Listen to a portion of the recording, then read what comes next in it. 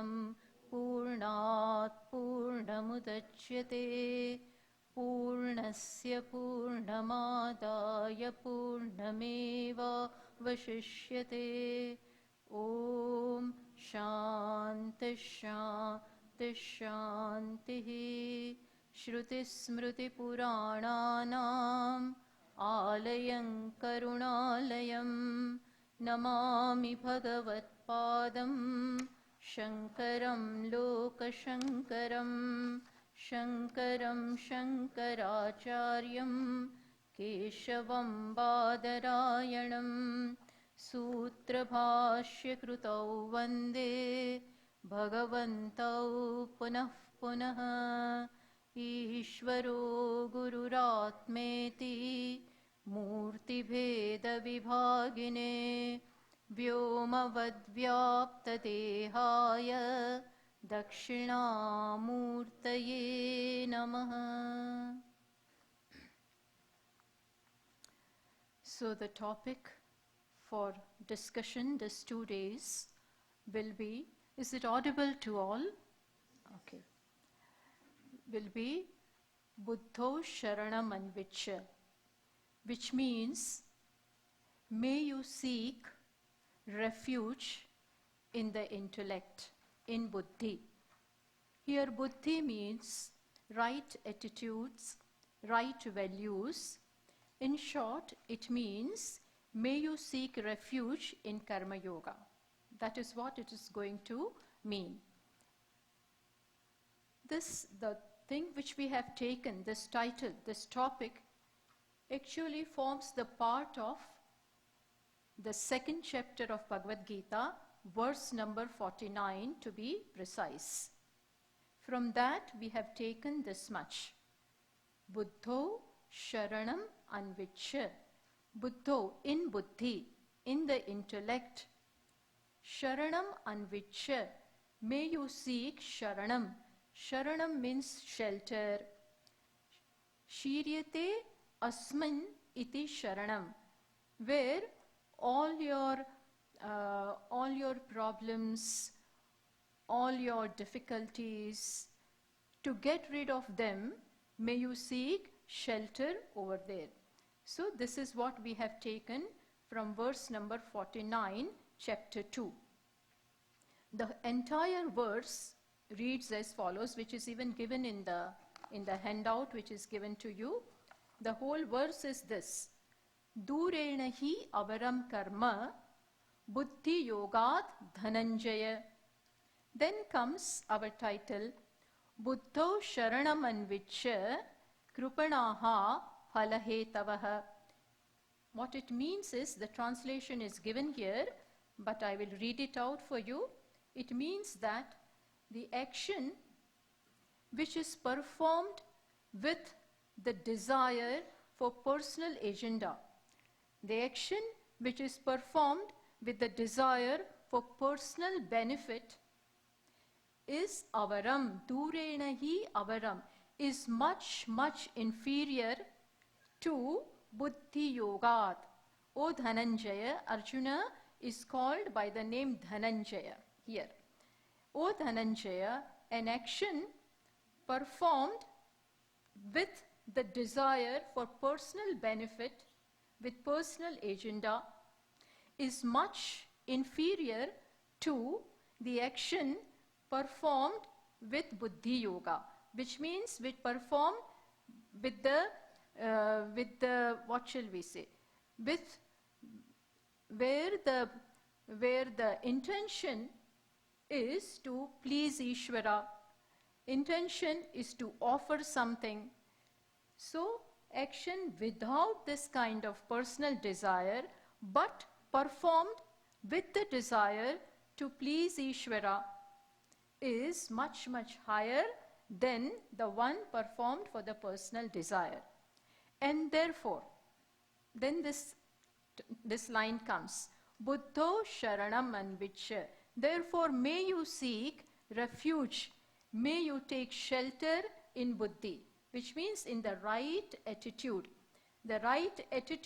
to perform the action. Why? Because again, Lord Krishna says, Krupanaha phalahetavaha. Those who work only for the result, and that too for the personal agenda, personal benefit, are krupanaha. This word is very famous, by the way. Let me tell you, this word is very famous in the scriptures. It is used second time in the Bhagavad Gita, in the second chapter itself. First time it was used by whom? Arjuna himself. Arjuna himself uses it for the first time. We will see in which context, but he himself uses it.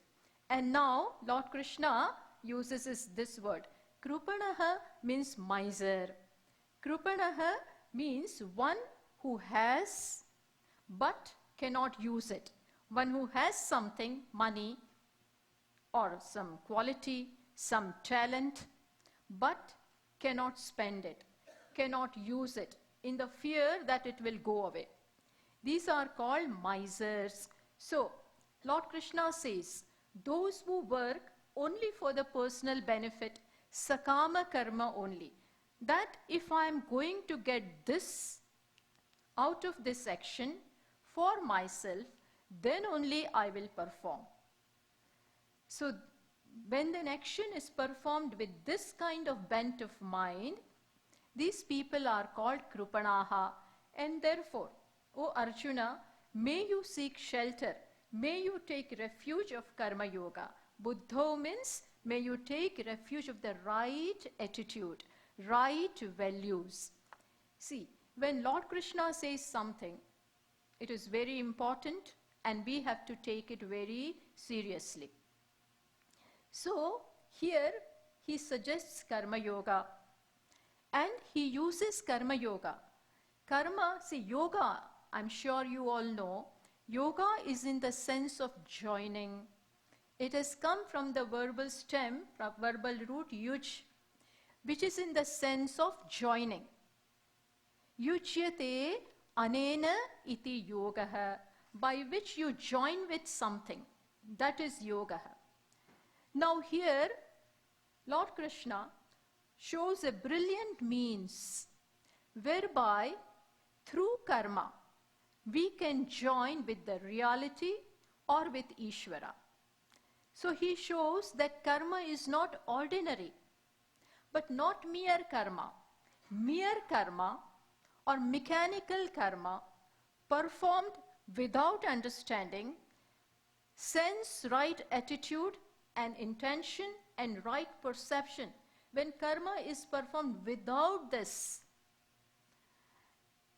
it doesn't bring any ulterior result. But when it is performed with the right understanding, then it becomes an excellent, a brilliant means, an excellent means for self-growth. It becomes an excellent means for us to proceed. It has the capacity to completely transform ourselves. It has the capacity to metamorphosize us from where we are to taking us to the portals of freedom. So, karma yoga, where, as I said, karma becomes a means. Karma becomes a means to join with the reality, with the truth, with Ishvara. So using the karma in this way, this, according to Lord Krishna, is an indispensable means. Not only for knowledge, it prepares us for knowledge, but I would say not only for knowledge, but to be happy, to be content in our day-to-day life also. To make our daily living, to make our day-to-day life also a source of joy, a source of contentment. This is unavoidable. This karma yoga, or the right attitude in buddhi, right attitude, right perception behind performing an action is indispensable.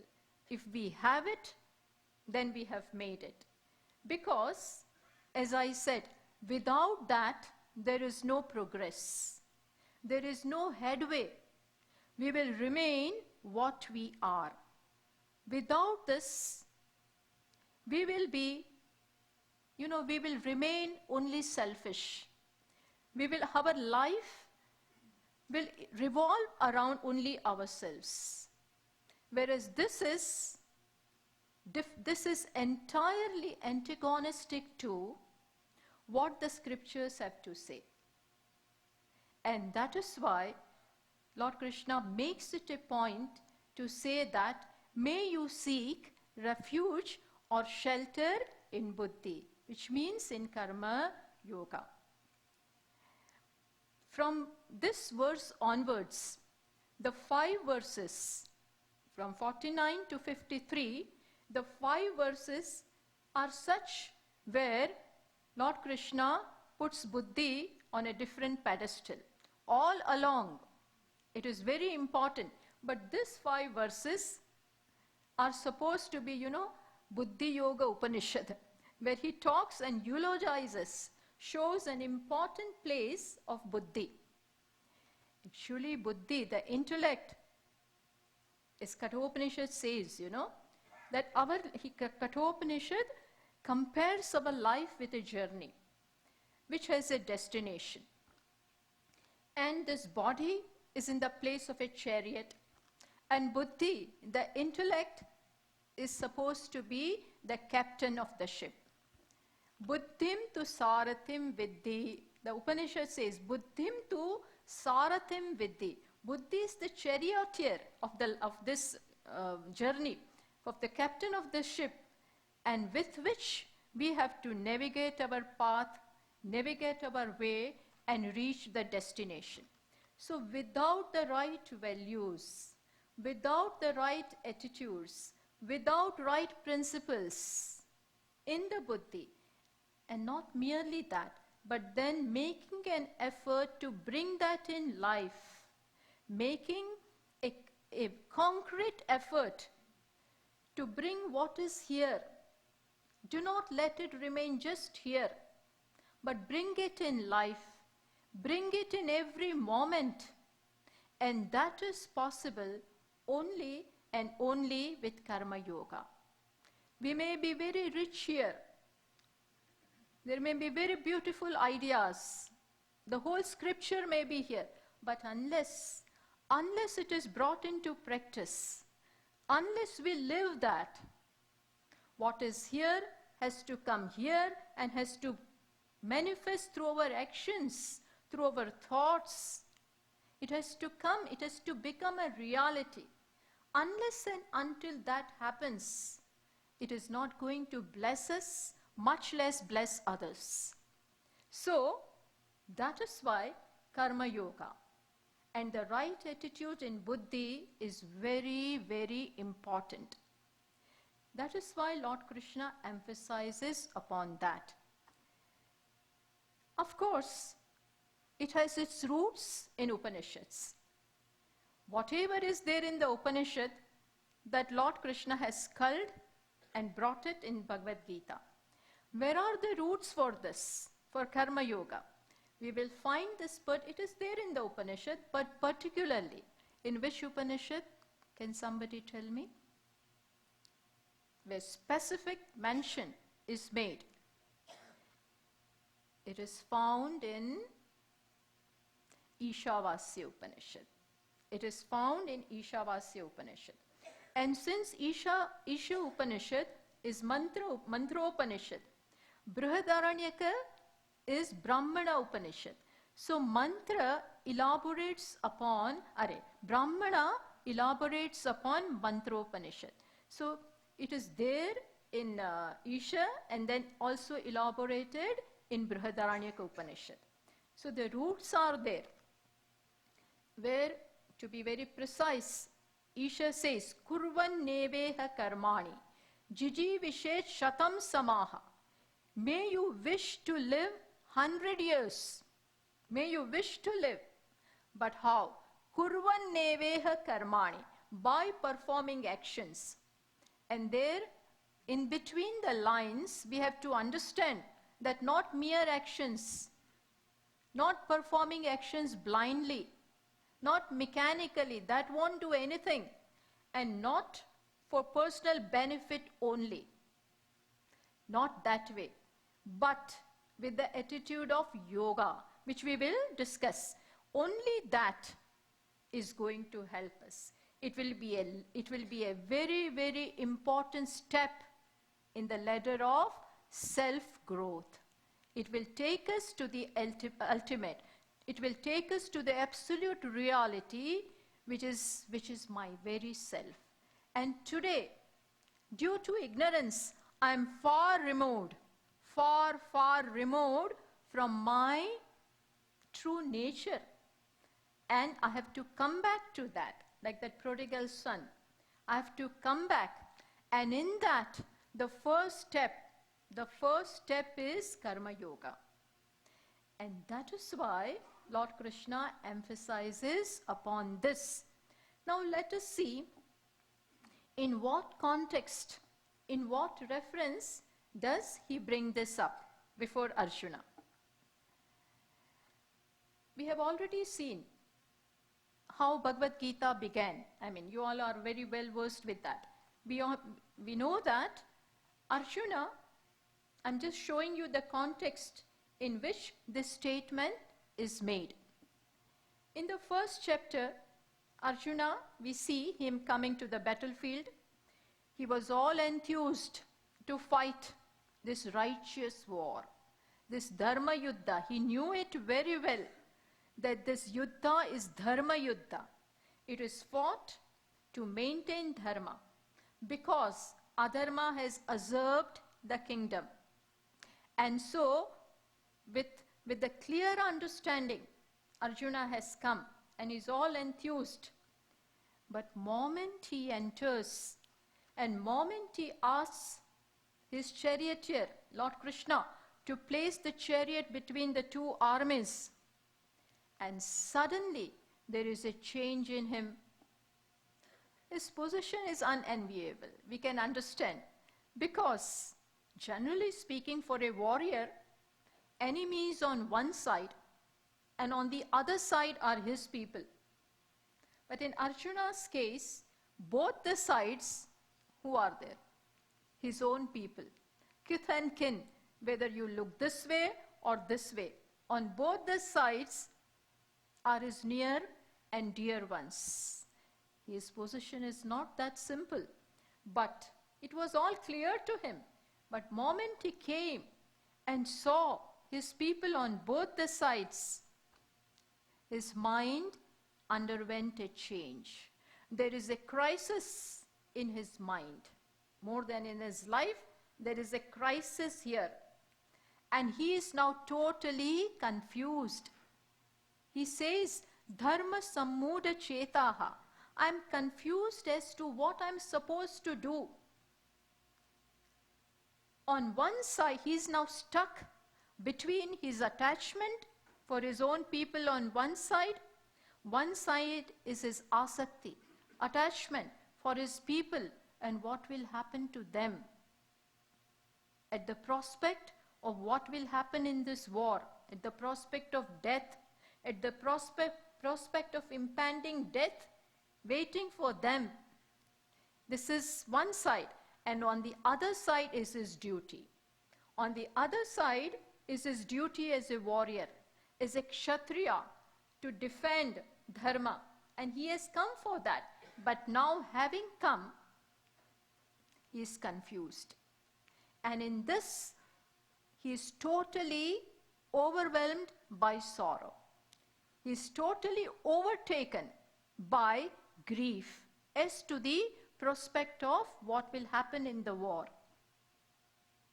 And now we have to see that in this situation, in this critical situation, suddenly, this is very important to see, suddenly his thoughts are taking a different direction. Suddenly his thinking takes a different direction. And what is that? For the first time in his life, Arjuna is now thinking about what is the purpose of life. What have I gained so far? See, that situation triggered this. What did it trigger? That, what have I gained so far? I'm not able to find any solution. And I cannot see any end to the sorrow which is burning my entire body.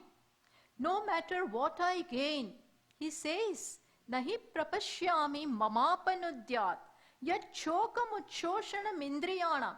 He says, no matter what I get, even if we win this war, even if I get unrivaled kingdom of the entire three worlds, I do not see how I will ever become free of this sorrow which has engulfed me totally. I don't see how I will get out of this.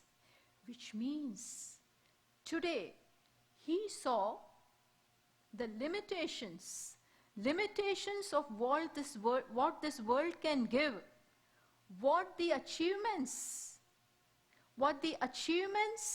name and fame and recognition and wealth and riches and what not, what all the world can give. He could see that everything is limited. Everything is time-bound, space-bound.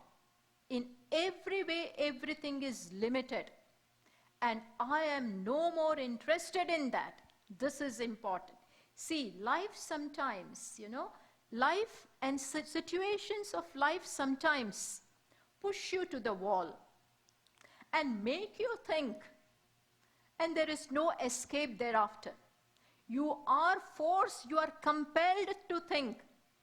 There are enough situations in life, but each and every situation doesn't make us think this way. Every situation doesn't become a whistleblower. But this today it happened in Arjuna's life. And he could see that no matter what I get, nothing will ever fulfill me. Nothing in this world has the capacity to make me content, because everything is fraught with all kinds of limitations. And I don't want to have that. I have done with them. Enough of all this. See, this is where his thinking got diverted. And now, for the first time in his life, this kind of questions arose in him, for which he himself has no answers. He says, O Bhagavan, please tell me that which is absolutely good. Yat shreyasyat nishchitam tanme bruhi.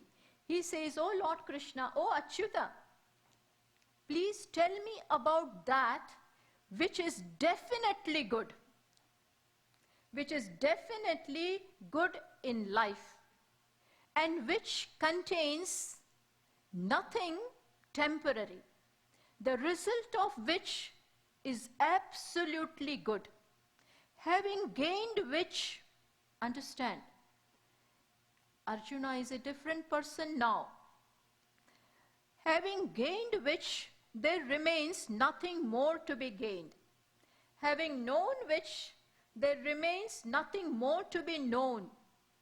This is what I want. This is what I want. See, suddenly Arjuna is now transformed.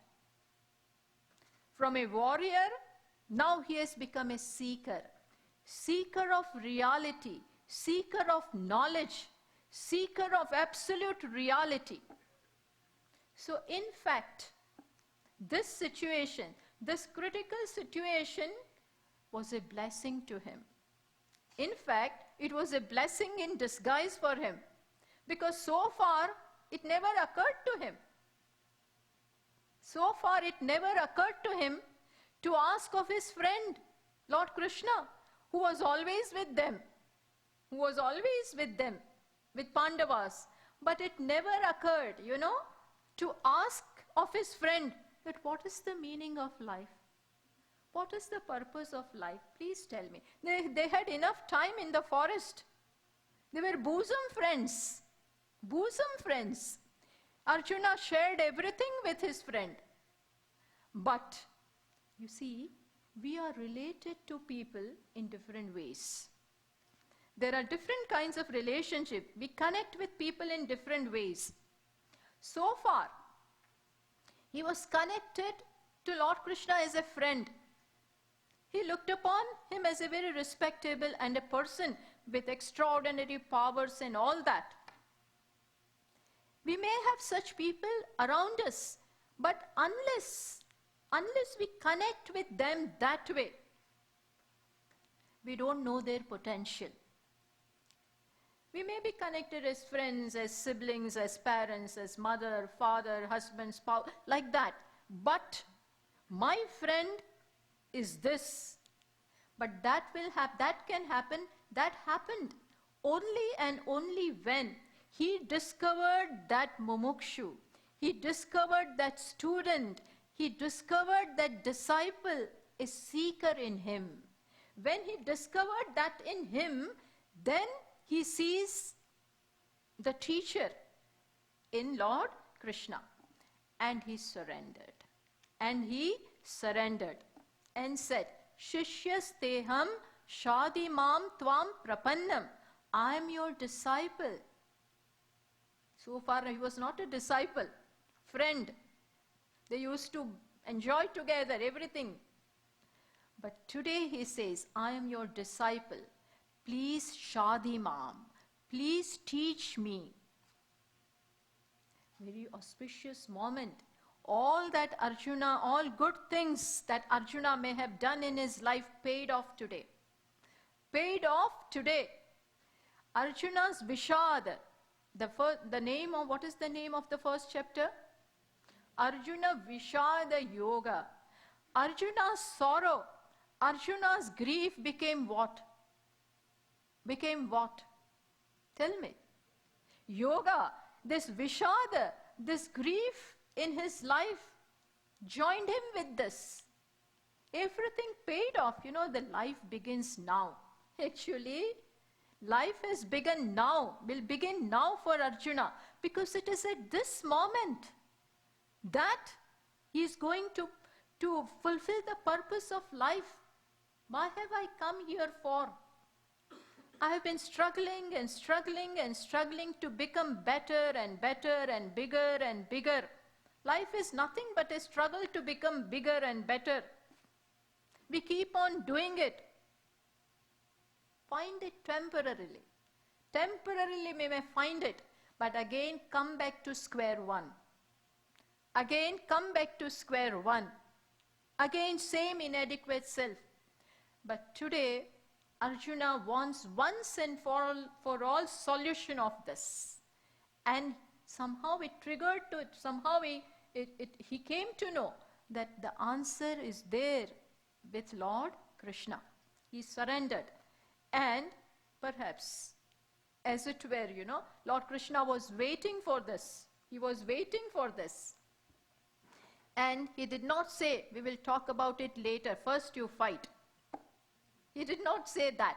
On the contrary, he began with the teaching. Why? Because this is what we have come. This is the precise, express purpose for which this life is meant for. And when that moment has occurred, no postponing, no delaying. Hit it hard when it is, you know, when it is hot, do it. So, Lord Krishna began with a bang. He immediately started the teaching. And how did he begin? He started with the Paramarthik Jnanam. Paramarthik Vidya itself he began. Why? Because ignorance of the reality, ignorance of who I am, who you are, what is the reality of the world, what is my reality, what is the reality of Ishwar. Ignorance of all this is the root cause is the fundamental cause of all our grief and delusion in life. Not knowing the truth, sooner or later will catch up with you. You will get stuck somewhere.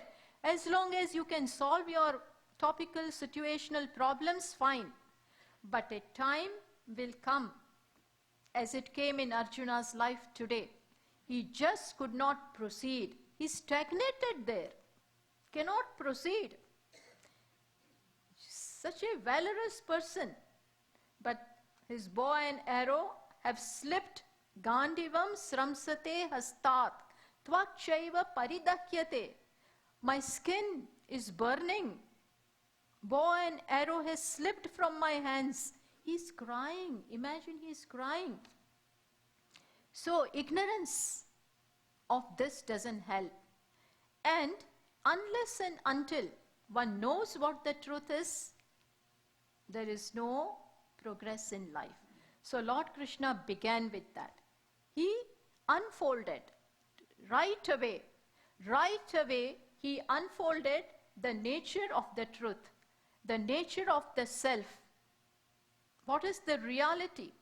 He said, Arjuna, you are not Arjuna.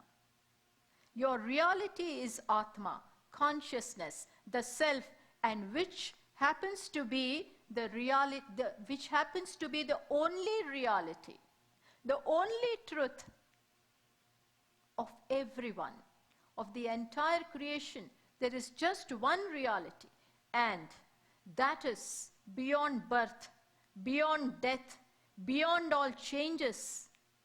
It is ever the same. Ajo nitya shashvatoyam puranaha. Atma, the reality, is not subject to being born, not subject to dying, not subject to the changes in between birth and death. Imagine, we celebrate our birthdays. We console people who go away. And who has ever imagined, until you come to know this, whoever imagines that there is no birth for the self? I am not born to begin with. Where is the question of death? But nobody knows this unless pointed out. Unless pointed out, unless taught, nobody knows this. Even in case of Raman Maharshiji, he was afraid of death. When he was of the age of 16, he writes that the fear of death was always there. It was troubling me. And then, of course, he encountered it and grew out of it. He one day imagined, he just laid like a dead body. And then it struck to him, because he was, the samskaras of knowledge were there. So he could see that even when I am dead, the body is dead, I am being taken, put on the pyre, and it is burnt, and still I am there. I am aware of all this happening, which means what? Which means that self is different from the body. Self is awareness, which illumines everything. And it is not the body, not the body-mind complex. This experience, in his case, was enough to give him knowledge. But here the point is that we never imagine that there is no birth and death. But Lord Krishna says, that is what the self is.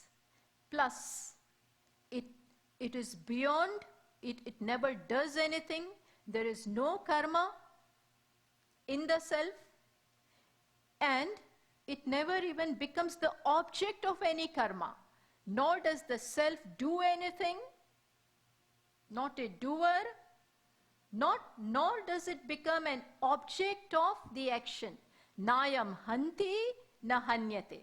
See, when an action is performed, when I bring this hand together, when I bring this hand above this one is doing something, and this one becomes the object of something being done here.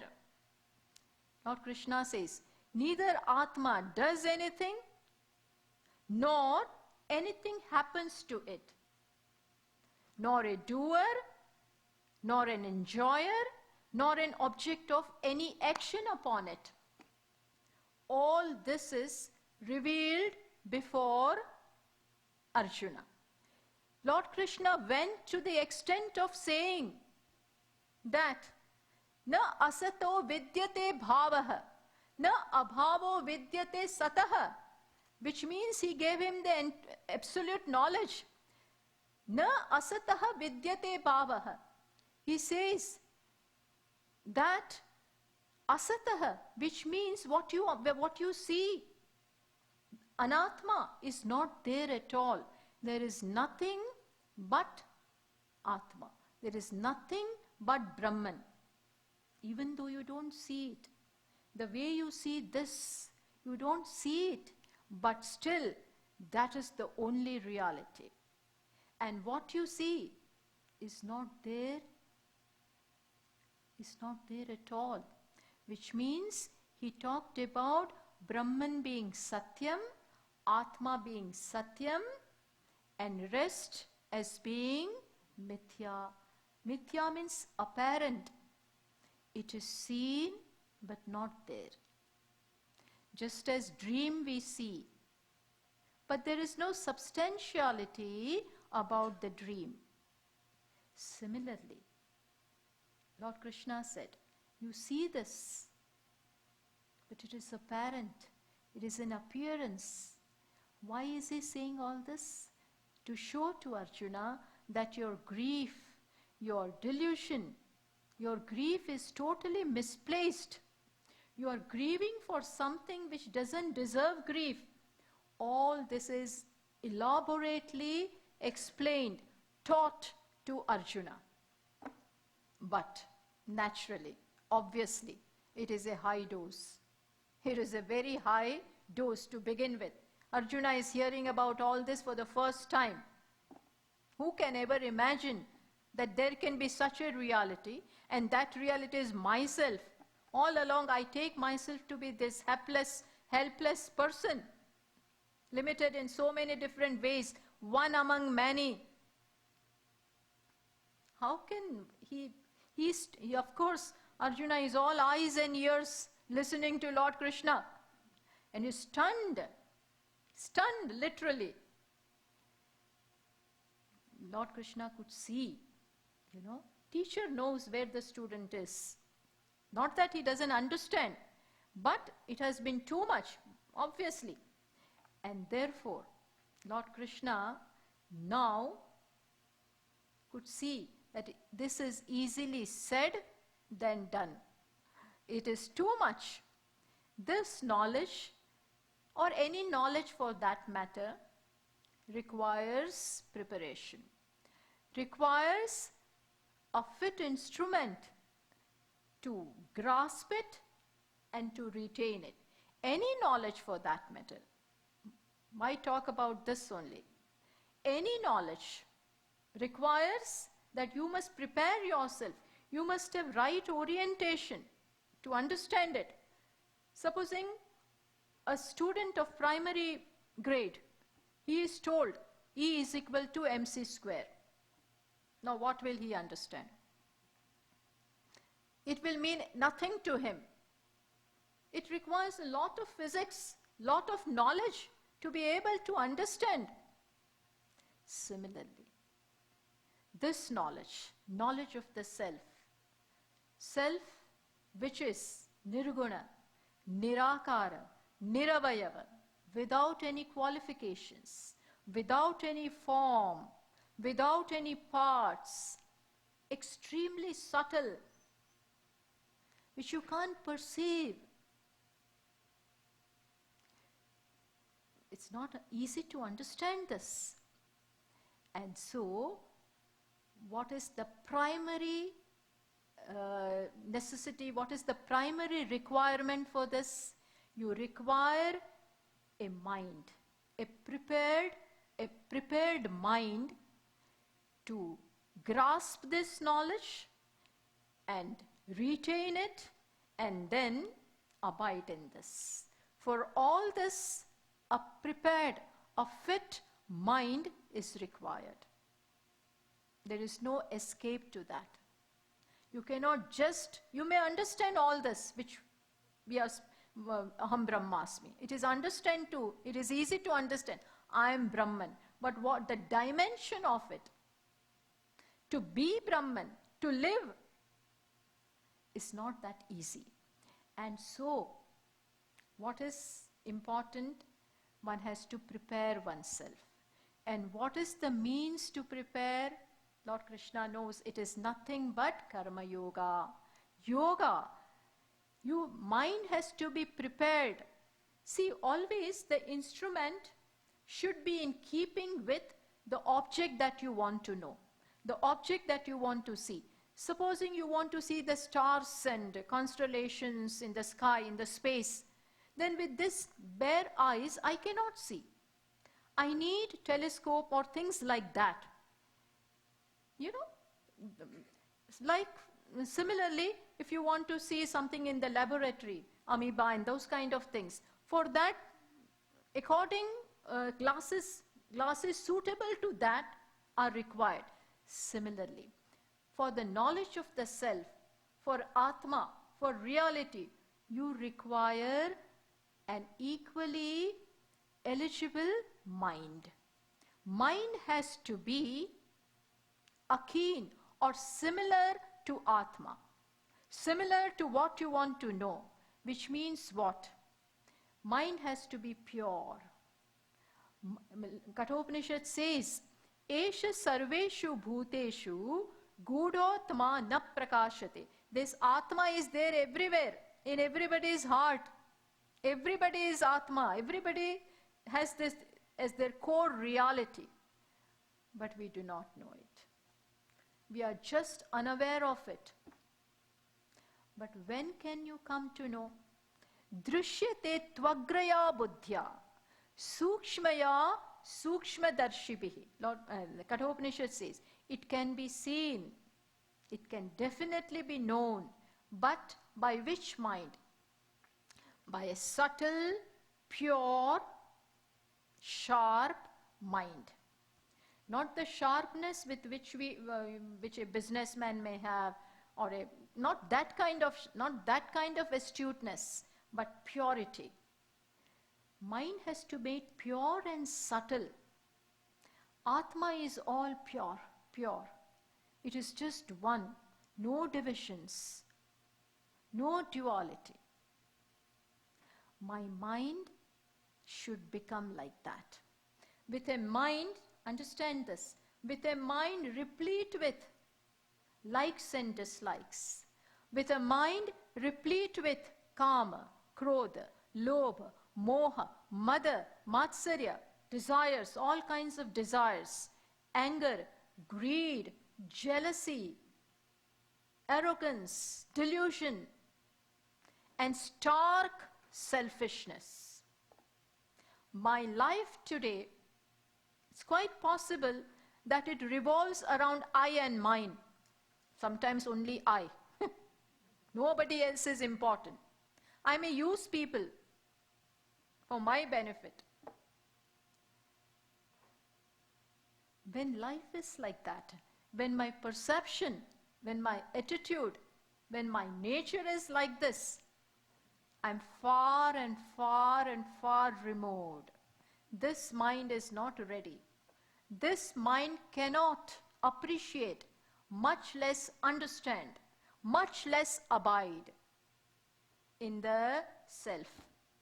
Reality is just one. Lord Krishna says in the 6th chapter, Vidya vinaya sampanne brahmane gavi hastini shuni chaiva shvapakecha panditaha samadarshinaha. A pandita, one who knows, is what? Samadarshinaha. He can see the same self in the gamut of all differences. What? In a brahmana, pure person, cow, dog, in all such different things, in all such different upadhis, a wise man can through and through through and through appreciate the self. The self that is here is the self everywhere. So tell me, how many I's are there? I is not this I, E-Y-E-S, but I, capital I. We cannot use plural for that. You call yourself I, you call yourself I. But if all this is nothing but the self, so how many I are there? Just one. But do we feel that way? Do we feel that way? My boundary stops here.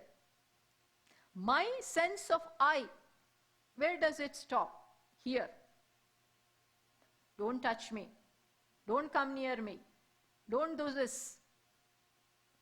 Don't trespass. Nothing. Like that. So this is where we are today. This is where, generally speaking, people are, barring the wise man. Barring wise man. And remaining here to expect, that I will come to know the self, impossible. Impossible. It is a far-fetched dream.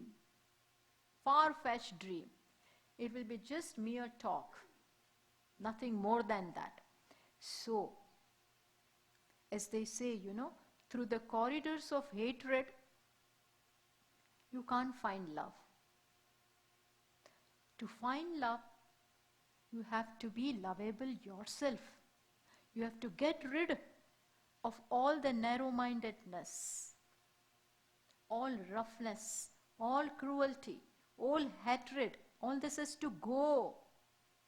Similarly, to know the self, the one reality underlying everything, my mind has to become of that stature. My mind has to expand to accommodate everything. And this, according to Lord Krishna, can happen only and only by Karma Yoga. We have to prepare this mind first. And so, what is required? What is required? There, this comes. Buddho Sharanam Anvicha. May you now take shelter in your buddhi, means intellect. Now see, knowledge has already been given. Knowledge has been given. Buddhi is now it is filled, or it is, enlightened about what the reality is. Reality is one. This now the buddhi knows. So now, don't swerve from this. Don't let this be the focal point of your life. And whatever you do, that reality is one. It is full and complete. There is no incompleteness in that, which means I am full, all full. And everything is nothing but Ishvara. What I see before me is nothing but manifestation of that reality. This has been taught. Buddhi, this samskara, this knowledge are planted in the buddhi, in the intellect. So, now my life should be in keeping with this. In keeping with this knowledge which the buddhi has gained. So that should be the focal point. And then Lord Krishna says, with this paradigm shift, now bring this knowledge in life. Understand? We have to bring this knowledge which is there, which is here, to make it a reality, to make it my own, to make it spontaneous. I don't have to think whether you are Brahman or not, whether I should be kind to you or not, whether I should love you or not. I should not be thinking. It should become spontaneous. Spontaneity is the name of the game.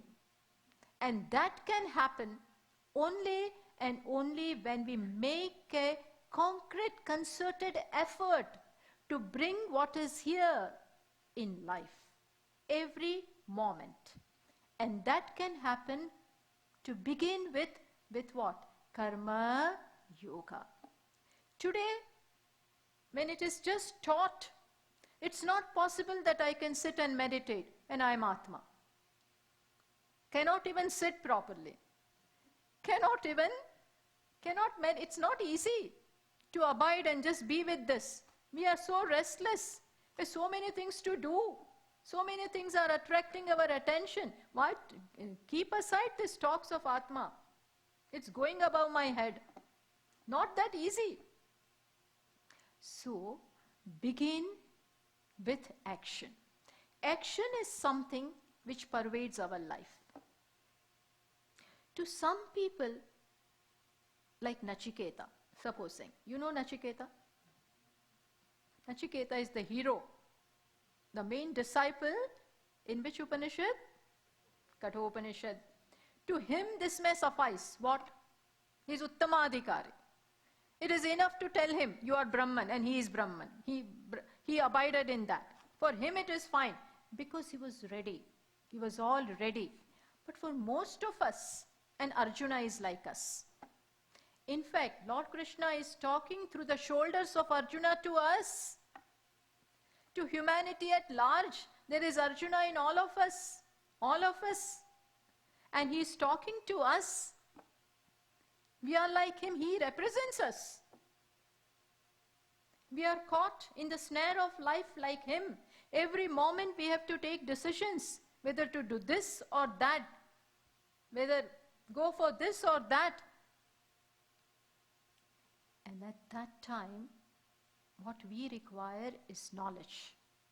To come above, for self-growth, this is required. And so, Lord Krishna advocates Karma Yoga to Arjuna. Arjuna didn't want it, by the way. Arjuna didn't want it. He wanted straight away to renounce. To renounce and go away. Bhagavan knew better. Bhagavan knew better that it is easy to wear the clothes. Easy to become sannyasi. Easy to renounce. But then difficult to live that life. He says in precise words, Sannyasastu mahabaho dukkham aptum ayogatah.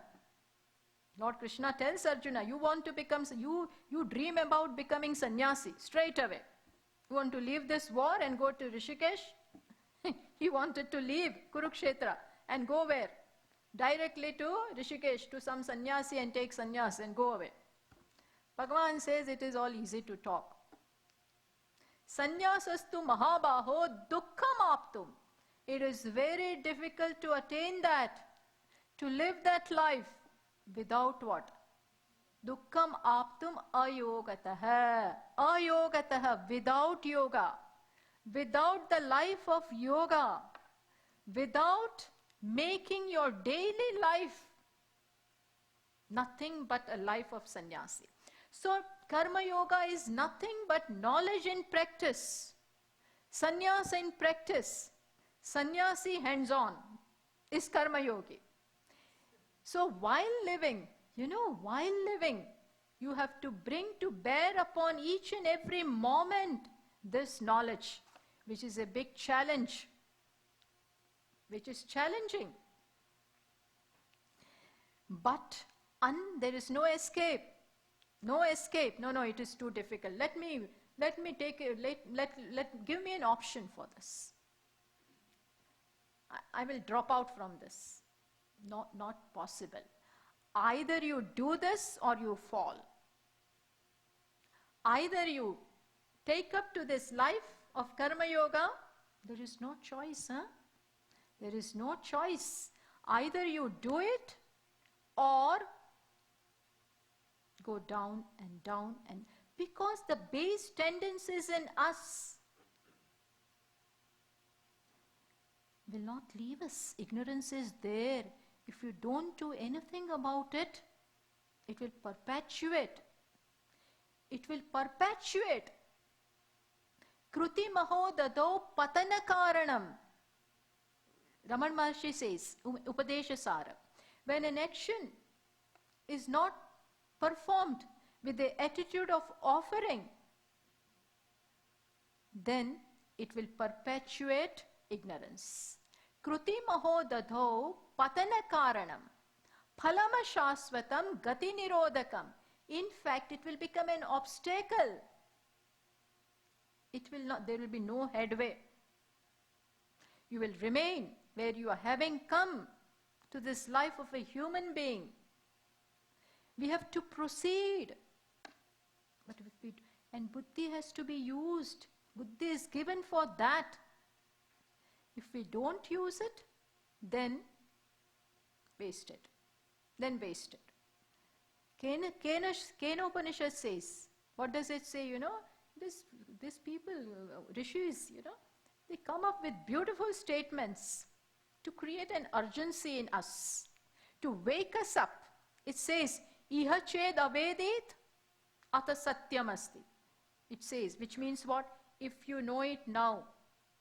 Now means where? When?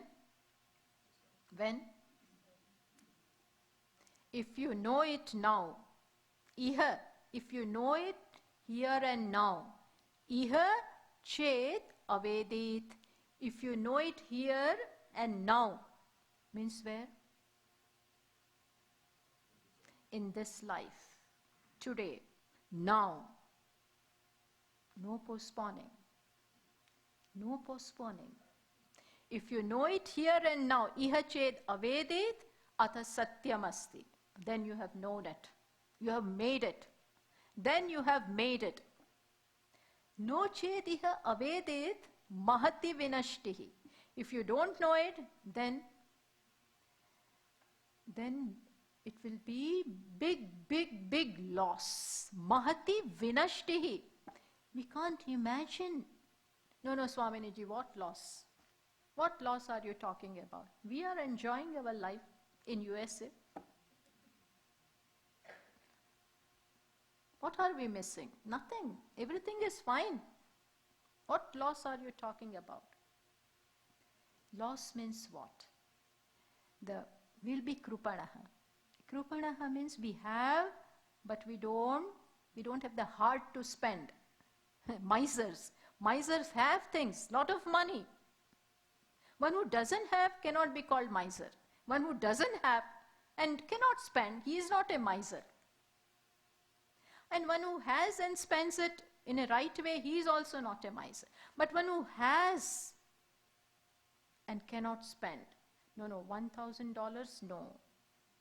Not this much, no, I cannot. He has millions and millions in Swiss bank and whichever bank, but cannot spend. Then they are weaklings, misers. It will go away. Swamiji says his brother-in-law will have it then. He will not have it, but then neither did he spend on himself, nor on his children, nor on his wife, went away somewhere else. Similarly, if we don't wake up, don't take the call, then what will happen? It's gone. So much is given here. And the instruction is also given. Not only the end is shown, but also the path. The way, as well as the map, as well as the destination is all sketched out. And then too, if we don't utilize out of what? Tamas, out of laziness, out of inadvertence, if we don't wake up, then we have lost it. No, next life, Swaminiji. Next life is always there. Who knows? Who knows? Who has gone and reported? Who goes and reports? We do not know. When will that be? Which means when will that be? We do not know. There is no guarantee. There is no guarantee. So what you have now, encash. Encash it here and now. So what I'm trying to build up the background is that we have to take shelter where? In buddhi. Buddhi, in which first we have to get the knowledge, which Lord Krishna already imparted in the second chapter. Already he has given, which we did talk about. And now bring it in practice. Now bring it in life. Where we are. We need not go to forest. Where we are. With our duties, with our actions, live your life, but with a paradigm shift. With a shift in, now the perception has changed. Now I will work out of fullness. I am already full. We'll talk about this tomorrow. But what will this mean? What this knowledge that I am full, I am Atma, I am Brahman, and everything is nothing but Ishvara before. What does it mean in life? This knowledge is here. But when I try to bring it, in action, then who will come back? Who will start murmuring? When I try to give, then the ego in me, the incomplete one in me will say, don't give so much. No need to give them. They already have. My old samskaras will pose an obstacle. They will come in way. They are there. They have not gone. And I have to deliberately assert this knowledge and deracinate them. Deliberately assert and remove them. There is no other way. Ignorance will not go away out of the window like that. You have to work. And which is the field for working? Where we are. Karma yoga means live your life. No running away. But now with a change of attitude. Now with a change of attitude. And this is what, remember, this will manifest my true nature one day. Every time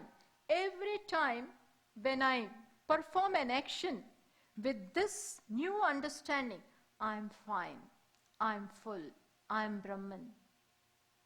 I don't want anything.